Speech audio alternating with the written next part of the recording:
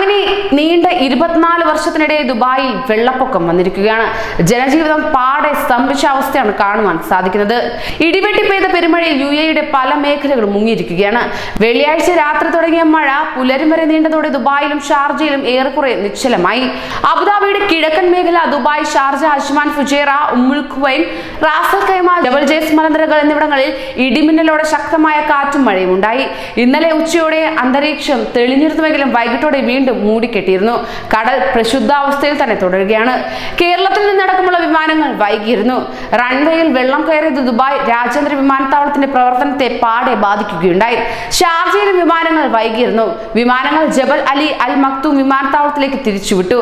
കോഴിക്കോട് നിന്ന് പുലർച്ചെയുള്ള air India വിമാനം സമയത്ത് എത്തിയെങ്കിലും അൽ മക്തൂം വിമാനത്താവളത്തിലാണ് ഇറങ്ങിയത്.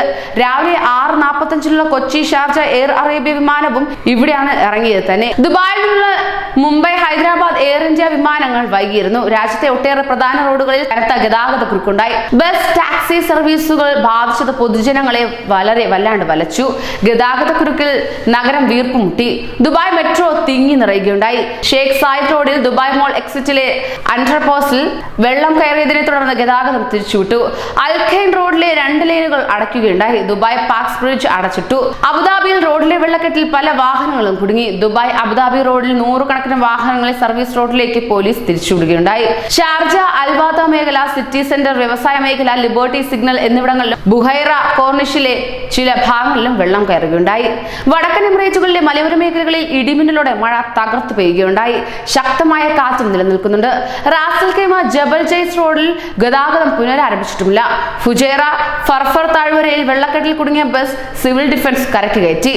മഴ വിമാന സർവീസുകളെ ബാധിച്ചതിനെ തുടർന്ന് ദുബായ് രാജ്യാന്തര വിമാനത്താവളത്തിലെ തിരക്ക് കൂടുകയുണ്ടായി. ദുബായ് വിമാനത്താവളത്തിലെ വെള്ളക്കെട്ടും തിരക്കും കണക്കിലെടുത്ത് എയർ ഇന്ത്യയുടെ ഇന്നലെ പുറപ്പെടേണ്ടിയിരുന്ന ദുബായ് മുംബൈ, ഇന്ന് പുറപ്പെടേണ്ടിരുന്ന Dubai Delhi, Dubai Hyderabad, Dubai Mumbai വിമാനങ്ങൾ റദ്ദാക്കിയതായി അധികൃതർ അറിയിക്കുകയുണ്ടായി.